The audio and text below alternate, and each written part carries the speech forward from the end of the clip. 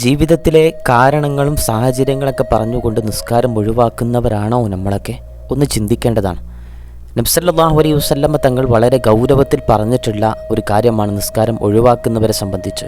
ഉമ്മത്തിന് നബി സല്ലല്ലാഹു അലൈഹി വസല്ലം തങ്ങൾ വിശുദ്ധ ഖുർആനിൻ്റെ വചനം ഓതി കൊടുത്തുകൊണ്ട് പറഞ്ഞത് നിസ്കാരത്തെ ഒരിക്കലും മനഃപൂർവ്വം ഒഴിവാക്കരുത് എന്നാണ്.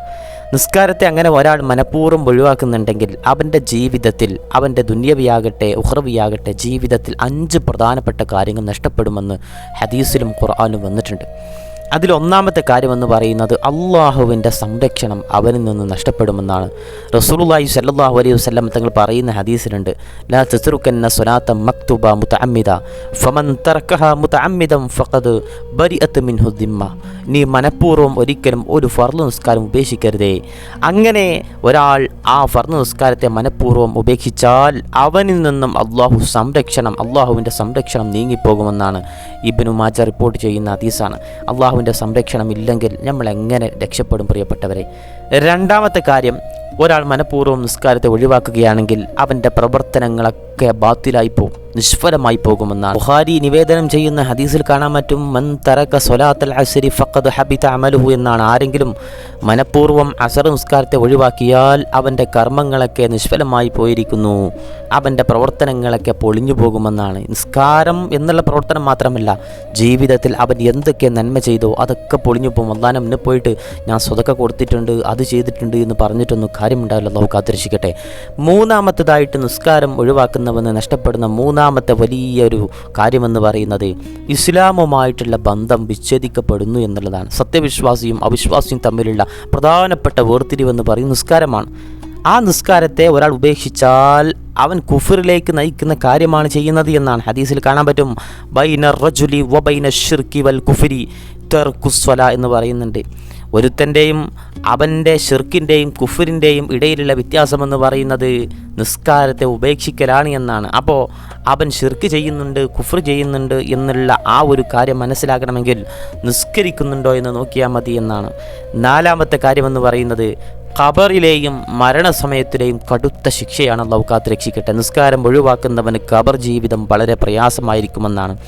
ഖബറിൽ വെച്ച് കഴിഞ്ഞാൽ തലയിലേക്ക് പാറക്കല്ല് കൊണ്ട് വീഴ്ത്തപ്പെടുന്ന, പാറക്കല്ലിനെ കൊണ്ട് ശിക്ഷിക്കപ്പെടുന്ന ശിക്ഷയുണ്ട് എന്നാണ് ഹദീസിൽ കാണാൻ പറ്റും. അമ്മല്ലദി യുസ്ലഉ റഅസുഹു ബിൽ ഹജർ ഫഇന്നഹു യഖുദുൽ ഖുർആൻ ഫയർഫദുഹു വയനാമു അനിസ് സ്വലാത്തിൽ മക്തുബ എന്നാണ്. പാറക്കല്ല് കൊണ്ട് തല തകർക്കപ്പെടുന്ന ഒരു വിഭാഗമുണ്ടത്രേ. അവൻ ഖുർആൻ പഠിക്കുകയും അതിനെ പ്രവർത്തിക്കാതെ ഉപേക്ഷിക്കുകയും മാത്രമല്ല ഫർള് നിസ്കാരങ്ങൾ നിർവഹിക്കാതെ മനഃപൂർവ്വം ഉറങ്ങിക്കളഞ്ഞവനുമാണ് എന്ന് ബുഖാരി റിപ്പോർട്ട് ചെയ്യുന്ന ഹദീസിൽ കാണാൻ പറ്റും. മനഃപൂർവ്വം നിസ്കാരത്തിൻ്റെ സമയമായാൽ ഉറങ്ങുക, നിസ്കാരത്തിൻ്റെ സമയത്ത് അലംഭാവം കാണിച്ചു കൊണ്ടിരുന്നാൽ ഖബറിലെ ശിക്ഷ, മരണസമയത്തിലെയും ശിക്ഷ, അതൊക്കെ ഓർത്തുകൊണ്ടേയിരിക്കണം. മരണസമയത്ത് പോലും ഒരു രക്ഷയുമുണ്ടാകില്ല. അഞ്ചാമത്തേതായിട്ട് അവന് ലഭിക്കുന്ന വലിയ പ്രശ്നം, പരാജയമെന്ന് പറയുന്നത് അള്ളാഹുവിൻ്റെ കോപത്തിന് ഇരയാകുമെന്നാണ്. ഒരാൾ മനഃപൂർവ്വം നിസ്കാരത്തെ ഉപേക്ഷിക്കുന്നുണ്ടെങ്കിൽ അള്ളാഹുവിനെ കണ്ടുമുട്ടുമ്പോൾ തൻ്റെ ഖാലിഖായ, തൻ്റെ സൃഷ്ടാവായ അള്ളാഹുവിൻ്റെ മുഖത്തേക്ക് എങ്ങനെ നോക്കാൻ പറ്റും? ഒരാൾ നിസ്കാരത്തെ ഒഴിവാക്കുകയാണെങ്കിൽ അള്ളാഹുവിനെ അവനോട് കോപിക്കുന്ന നിലയിൽ കാണാൻ പറ്റുമെന്നാണ്. അള്ളാഹുക്ക് ഭയങ്കര ദേഷ്യം പിടിക്കുമെന്നാണ്. അള്ളാഹു അവനോട് കോപം പ്രകടിപ്പിക്കുമെന്ന് ഹദീസിൽ കാണാൻ പറ്റും. മൻ തറക സ്വലാത്ത ലഖിയല്ലാഹ വഹുവ അലൈഹി ഗളബാൻ. ആരെങ്കിലും നിസ്കാരത്തെ ഒഴിവാക്കിയാൽ അവൻ അള്ളാഹുവിനെ കണ്ടുമുട്ടുന്നത് അള്ളാഹു അവനിൽ കോപിച്ചവനായിട്ടായിരിക്കുമെന്നാണ്. അതുകൊണ്ട് തന്നെ ഇത്തരത്തിലുള്ള 5 പ്രധാനപ്പെട്ട ശിക്ഷകൾ അവനിക്ക് ദുനിയാവിലും ആഖിറത്തിലുമായി ലഭിക്കുമെന്നാണ്. ആഖിറത്തിൽ വെച്ചിട്ട് ആദ്യമായിട്ട് ചോദിക്കപ്പെടുന്ന പ്രവർത്തനവും നിസ്കാരത്തെ സംബന്ധിച്ചാണ്. ആ നിസ്കാരത്തിൻ്റെ വിഷയത്തിൽ നമുക്ക് 100% രക്ഷപ്പെടാൻ കഴിഞ്ഞാൽ നമുക്ക് സുനിശ്ചിതമായിട്ട് സ്വർഗത്തിൽ പോകാൻ കഴിയുമെന്നാണ് ഹദീസുകൾ പലതരം ഹദീസുകളും ആയത്തുകളും വെച്ചുകൊണ്ട് വിശദീകരിച്ചുകൊണ്ട് പറയുന്നത്. റസൂലുള്ളാഹി സ്വല്ലല്ലാഹു അലൈഹി വസല്ലം തങ്ങളും തൻ്റെ വഫാത്തിൻ്റെ നേരത്ത് ഉമ്മത്തിനോട് പറഞ്ഞത് അസ്സലാ എന്നാണ്. നിസ്കാരത്തിൻ്റെ കാര്യം പ്രത്യേകം ശ്രദ്ധിക്കണേ, നിസ്കാരത്തിൻ്റെ കാര്യം പ്രത്യേകം ശ്രദ്ധിക്കണേ. പരലോകത്ത് വെച്ചിട്ട് ഹിസാബിന് വേണ്ടി കാത്തിരിക്കുന്ന സമയത്ത്, അത്രക്കും പ്രയാസപ്പെടുന്ന സമയത്ത് സ്വർഗത്തിലേക്ക് എങ്ങനെയെങ്കിലും എത്തിപ്പെടണം എന്ന് കരുതുന്ന അവസരത്തിൽ റസൂലുള്ളാഹി സ്വല്ലല്ലാഹു അലൈഹി വസല്ലമ തങ്ങൾ അവിടുത്തെ പുണ്യമാക്കപ്പെട്ട ഷഫാഅത്തിനെ, ശുപാർശയെ ഓരോരുത്തർക്കും ഇങ്ങനെ കനിഞ്ഞേകുന്ന സമയത്ത് നിസ്കാരം ഒഴിവാക്കിയ ആൾ റസൂലിൻ്റെ പരിസരത്തിലേക്ക് പോലും പോകാൻ സാധിക്കില്ല.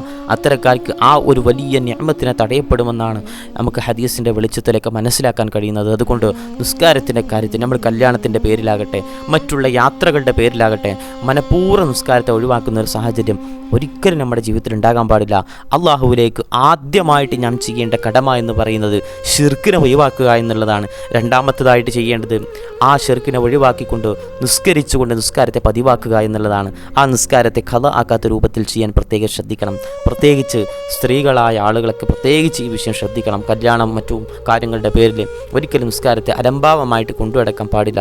അള്ളാഹു നിസ്കാരത്തെ നിലനിർത്തുന്ന മുത്തഖീങ്ങളുടെ കൂട്ടത്തിൽ നമ്മെ ഉൾപ്പെടുത്തി അനുഗ്രഹിക്കട്ടെ.